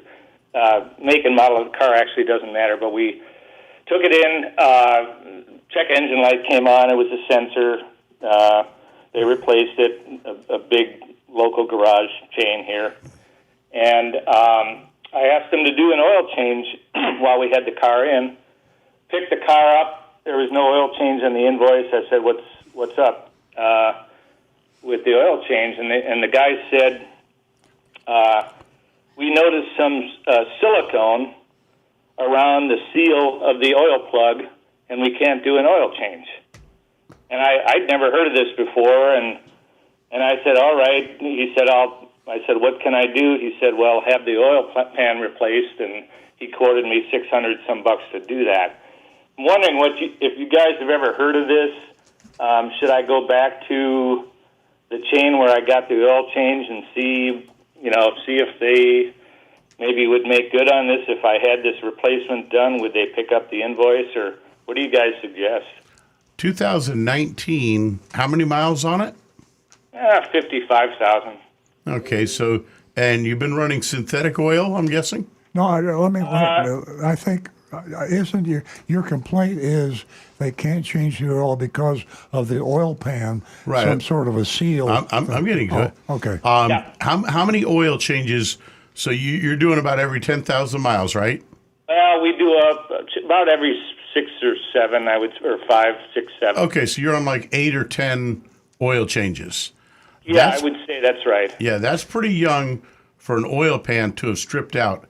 I would return back to the place that you had it done last and say, hey, why is my drain plug in with silicone? If it stripped the threads out of it, what happens is the drain plug goes into the threads of the pan, And sometimes they'll get some younger guys. They're too aggressive. They tighten them down too much. They over torque it, and it damages the threads in the oil Not necessarily pan. young, just untrained or stupid. Well, yeah, that untrained. And if they've over torqued it and they damaged it, that's on them, because that pan should last no less than 20 to 30 oil changes or much more. They're designed to handle that. And if they over torqued it, that's on them, damaging your car by inexperience or lack of training. And in that case, they should be responsible for replacing that oil pan. And it's probably not a bad idea to use the same person or same company to change your oil all the time. It's like buying gasoline. If you have an issue that comes up, you know who you went to. Hopefully you're going to a reliable person. Every now and then you have to go to somewhere different, but try to keep with the same maintenance people if you can. Okay, that makes sense. And yeah, I think I'll go back there. I'll talk to the store manager and be reasonable about it. See if they'd be willing to, pick up that whatever that cost me will cost me. Yeah, because the place that you were just at, when they see that plug is siliconed in, they know that if they pull it out and they can't get it to go back in securely, they're now on the hook, not only for the possible cost of that oil pan, but if you leave with that plug just barely glued in and it falls out, you lose all the oil and your engine blows up, they can now be held responsible for the cost of the entire engine. Yeah. So that's why they didn't want to touch it. Yeah, I get it. All right, guys, that's very helpful. I love the show. Thanks again for the help. Oh, you're welcome, Tim. Please give us a call back. Let us know how that went. Yeah, this is one of the... I'll try to do that. Thanks. This is a good point to emphasize, is when you go to an unknown independent auto oil change place or something else, and it seems like there's one on every street corner, you have to remember, and this is true in even dealerships, in our dealership, the entry place for a person, we just had a technician retire after 44 years with our company, and he started out when he was 17 changing oil, and then he moved up and got trained and went to schools and moved up the ladder. So the person that's changing oil is a novice, and that's considered the simplest job in the dealership. It happens to be the simplest, but it's also probably the most important, because if you screw up and you strip the oil on the plug for your oil pan, and this comes down, you blow your engine, and your car could be totaled.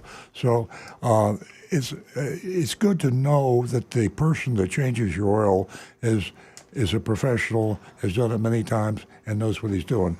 If you just go into Jiffy Lube or some other of these chain lubrication places, you don't know whether the kid was hired last week or not, and you don't know whether he was trained properly. I mean, maybe you're training him, and you just don't know it. You don't want to be training this guy. You want to be trained before he changes your oil. Absolutely. Okay. We've got some time before the mystery shopping report. Do you have any other text there? I've got several here, actually. Let's see. This one. Good morning, Stu. I was wondering if you could talk about the new electric car by Toyota. I saw one at Kendall Toyota and took a look at the price it applied to the model. Do you carry this vehicle? Thank you for a great show. Richard Downing in Coral Gables. And Richard is referring to the new BZ4X. Boy, that's a mouthful. Yeah, what a great name. Who came up with that, huh? Yeah. That is Toyota's new all-electric vehicle. And as a matter of fact, I just went to a training course on it just a couple weeks ago, and it's a pretty interesting vehicle. It's not quite Tesla's level for acceleration, but... How many miles to a charge? Now, there's the trick, because Toyota actually is pressing it, saying it's 250 to 300 miles, but I have it on good authority. And the Toyota's going to get mad at me, but I don't care. I like being in trouble. Yeah. I have it on good authority from friend of a friend that the SET guys that have been testing these things themselves are seeing 180 to 190 miles on a charge, especially here in Florida, where you're running the AC because it is hot out there, and that air conditioning uses a lot of that electric power. Yeah, my advice to you is don't buy one. First of all, it's going to be hard to buy one. Second of all, when you buy one, they're going to charge you all the money because it's a limited supply and high demand. A lot of people want to have the first one on the block, and you want the first Toyota EV, you're going to have to pay through the nose. Our first one showed up at our dealership the day before yesterday, and I believe the sticker price is somewhere around $55,000. Yeah, we charge sticker, but all the other dealers would be marking it up. And of course, it was a sold unit, but that's the first one we've seen at the dealership. Yeah. They are kind of a comfortable car to sit in. Yeah. They got some neat displays on them. They're interesting cars. Yeah, but give it a little time before you start looking at one. They're the new game in town. The Toyota was late to the party, and there's a lot of uproar in Toyota about why that happened, and they're still late to the party. They've made the decision to still push the hydrogen fuel cell. Rick and I were talking about that before the show started. So if you're looking for an EV, Toyota's not the place to buy it, and it probably won't be the place to buy it for a while, which is sad for me because I am a Toyota dealer, but I got to tell it like it is. I would shop around. I check Consumer Reports. Tesla's not the only game in town. There's some good EVs out there for people that have been pushing EV and sold on V. Toyota, up until they fired Akio Toyoda, the current CEO, Toyota, up until then, was going in the other direction. Maybe history will prove them right. But right now, it's not the place to buy an electric vehicle. And the real interesting thing that I've heard recently is that for 2024, probably a little late in the year, Toyota's bringing out an electric Tacoma pickup to compete directly with the Ford F-150 Lightning and the Rivian. However, they've also said it will most likely be priced much more competitively, probably in the $35,000 to $40,000 range, as compared to the Lightning, which is a little over $50,000. Wow. Okay. Amazing. Okay, folks, we've got the mystery shopping report to get to, and we encourage you to vote on the mystery shopping report. It's real important that we hear from you. Yeah, we grade on the cars, so don't fail a dealer just because he got you mad. Every dealer in Florida will get you mad. We have to have some dealers recommended. So if it's really bad, give them a D or a C minus or a D minus. But when you fail them, we don't put them on the list. And if we failed everybody, we would have nobody to recommend in Florida to buy a car from. So that's not going to work. Yeah, and you can do that voting at 772-497-6530. We mystery shopped Bremen Honda. So back to the recovering car dealer. Okay, Bremen Honda, they're in West Palm Beach, big Honda dealer. Bremen, as you know, is a lot of dealerships, BMWs and other make cars. Speaking in the first person, as if I were our undercover agent, Secret Agent Lightning, I arrived at Bremen Honda mid-afternoon and was greeted by a salesman standing outside, waiting for a customer. He greeted me with a big smile, asked how he could help me today. I told him I was here to check out the new hybrids and ask if they had any in stock. He informed me that they did have a few on the lot, gestured towards his desk saying, "Ladies first." It's always nice to hear. Once at his desk, he asked me to write down my name and phone number for him and then inquired if I had ever been here before. I replied that I had been there, and I'd even bought a car there several years ago. Agent Lightning, by the way, lives in this area, so Agent Lightning has shopped a lot of places, and she's able to answer in the affirmative often when that question is asked. Interestingly, she's never been exposed. She's been good enough to not being exposed as a mystery shopper. Okay, back in the persona of Agent Lightning,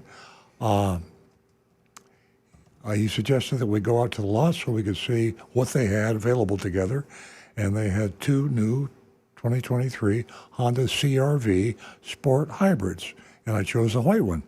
My salesman still hadn't officially introduced himself, but he was wearing a name tag that read Jorge. Jorge excused himself to go to get the keys and left me waiting by the car. The Monroney label indicated the MSRP, Monroney suggested retail price, manufacturer suggested retail price, I should say, was $35,650, but Brayman was going for more. Well, that's not a surprise to anybody. The addendum label affixed next to the Monroney label added $399 for wheel locks. Yeah, sit down and relax because this is going to take a while. $399 for wheel locks, $379 for a window tint, $1,995 for Xylon paint and leather protection, $399 for a basic maintenance plan, and you got to sit down for this one, $580 for pinstripes and door edge guards. I mean, pinstripes and door edge guards, if they cost $100, that's a lot.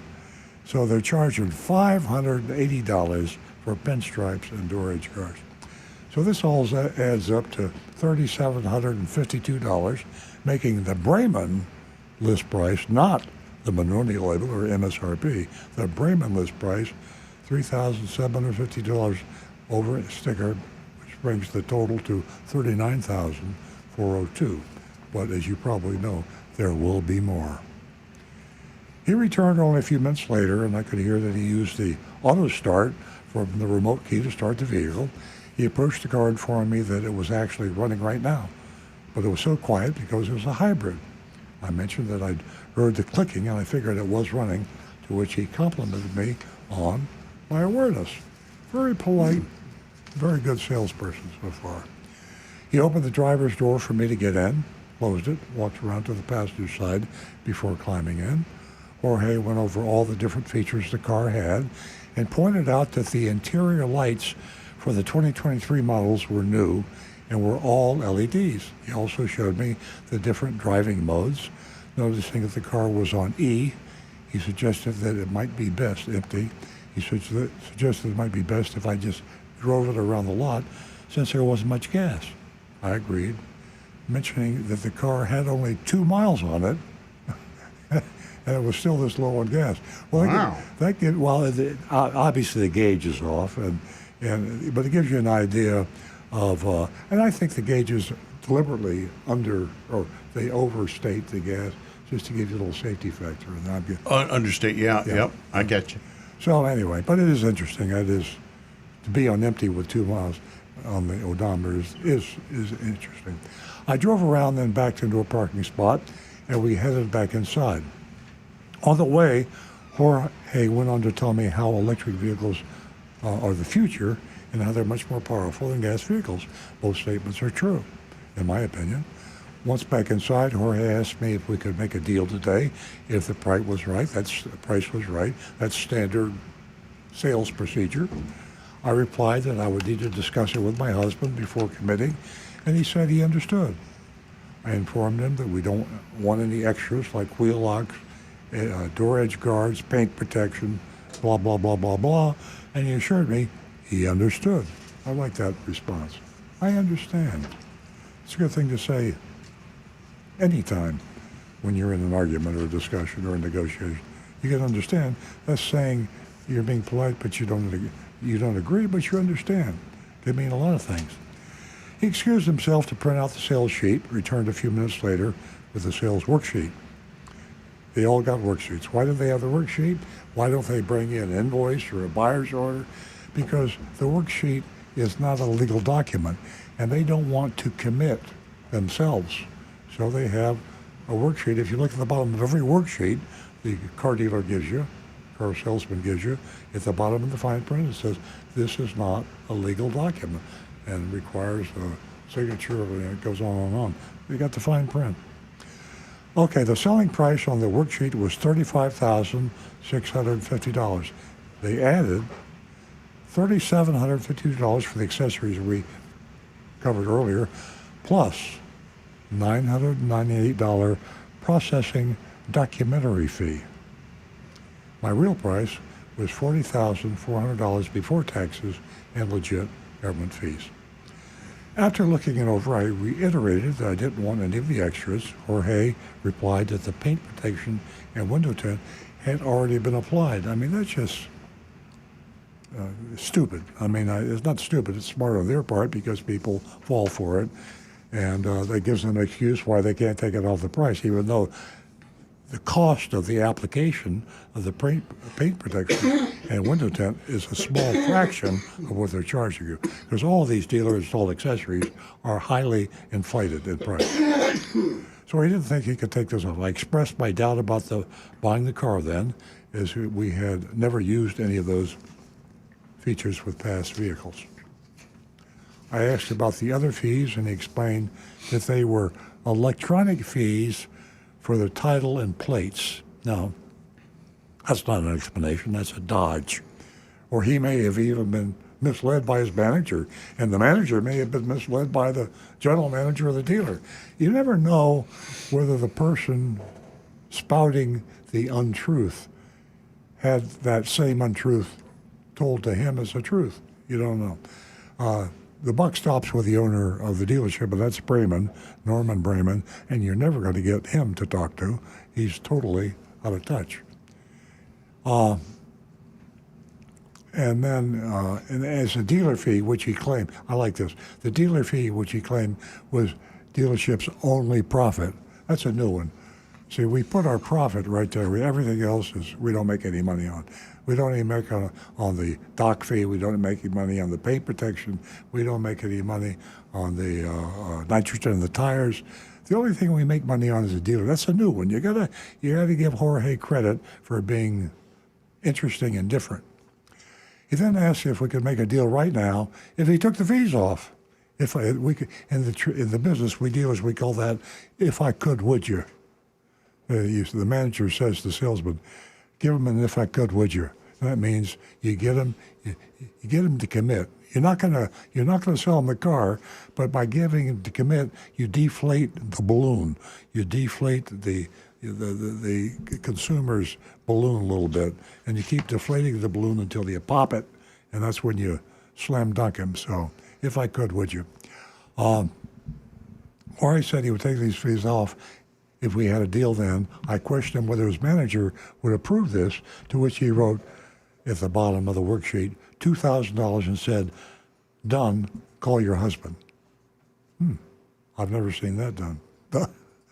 Okay, he pushed harder, telling me to go ahead and call my husband, and that we would step away so I could call my husband secretly. I added the secretly. Lucky for me, my husband is great at playing a game, and Agent Lightning uses her husband frequently, and he's a great sport. And even they have a family, children, and they've even used their kids in some of these shopping reports, and the husband quite often. So she must have said, I'll be shopping Bremen Honda. So when he called, she actually called her husband, and he declined my calls.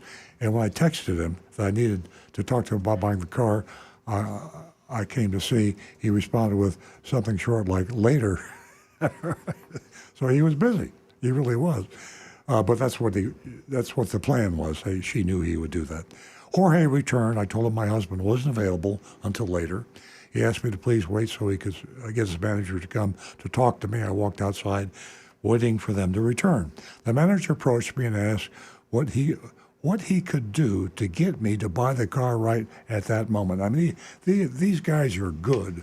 Now, when I say good, I don't mean in the real definition of good, but they're good at what they do, which is ripping off customers. I mean, they are well-trained, they're smooth, they got good play back and forth for the game. You know the game, the manager to the salesman game, so they're good. I walked outside, waited for them to return. The manager approached me and asked me what he could do to get me to buy the car right now. He explained that Jorge had pretty much committed to taking off the $2,000 and selling the car to me for MSRP. And I asked if he agreed to that. The manager confirmed that he did. Okay, so he says, I agree, urging me to buy the car right now. I told him there was no way I was buying a $40,000 car without my husband agreeing and seeing it first. I thanked him. Then both of them assured that I'd be in touch. So there we have it. I mean, Bremen they sell a lot of cars. They sell a lot of BMWs, they sell a lot of Hondas, all the different makes, and they are professional. They are, I mean, I know some of the people in the Bremen operations. They're not shoddy. They screen their people good. They're smart, and they do what they do well, and they make a lot of money when they sell your cars. So there we have it. There's the mystery shopping report. You grade on the curve, please, and you have to, unless you see some dishonest, law-breaking deceit, you should keep it between an A and a D minus. If you want to flock them, go ahead. I'm not going to tell you how to vote. You vote the way you want to vote, and we will take the sum and substance of the average of your vote and come up with a final vote. So let's see what votes we have in so far. Rick? Okay, let's see. Oh, they're flying in right now. Oop, and this one was a previous thing. Let's see. From Jonathan in Wellington. Too many add-ons. I'll give this dealership an F. No time for games. Okay. Next one, we have Bob. It was a C for Bremen Honda, but I had already applied my grade protection, which I could not take off. So it became a D. I love this. Mark, no market adjustment, still junk fees, D. But he did have a good point with the no market adjustment. Let's see here. Paul Anderson, standard add-ons, standard sales pitch, C minus. Doug Tesler, Ella says F for fail. Meow. Here we have Toyota Tacoma 1952. I vote a C plus. Negan 1, I give him a C, but I have to work for a fair price. Tim Gilliland, not the worst, but still a D. Brian Sidlatko, D plus. Mark Ryan, a D. Donovan, a D. The cost of those accessories is just way too much. Agreed. Scott Hunter, D. Rocky Blockatiel, C minus. Not the worst we've seen. Very true. Guy Larrabee, D for the add-ons. For myself, I only heard one real untruth, which was that bit about, oh, this is our only profit. Flat out lie. That kind of insults me. Any average person is going to know that's a flat out lie. He could have been lied to by his manager. I mean, I don't think he was dumb enough to believe that, but maybe. That makes me go from a C to a D. I'm knocking him because of that one. But other than that, I saw it as being a C in average. Just they're playing the typical games. Nancy? Typical games for sure. And boy, all these add-ons, my goodness. I give them a D minus. Okay, I'm going to give them a C. I would like to say this. We really vilify the addendum labels. That is the market adjustment where you just take the MSRP and say, because we don't have very many of these and you want this really bad, I'm going to charge you an extra $5,000. It sounds terrible. It makes everybody mad, including me. But it's still more transparent than the BS fees when you charge, $399 for window tint and pinstripes. Yeah. So when you charge $300 for nitrogen or some of dealer-installed accessories that are way inflated in price, that is trying to make you believe there's something that's not true. That's far more dishonest to say, hey, I only got one of these. I can sell it for $5,000 over a sticker, and I'm going to. Yeah. I mean, that makes me mad. I don't like them when they do that, but it's not dishonest. You look at me in the eye and you're telling me the truth. And if I don't like the truth, I could go somewhere else and buy a car. But the sneaking in of these BS hidden fees, I don't like that at all. That's totally dishonest. So that's the reason I gave them a C. Yeah, $399 for the wheel locks, $379 for the window tint. Ladies and gentlemen, we're out of time. And we want to thank all of you for tuning in to Earl Stewart on Cars. You're a big part of the show. We enjoy your company week in and week out. We'll be right back here next week. Same time, 8 a.m. Have a wonderful weekend, everyone. We'll see you then.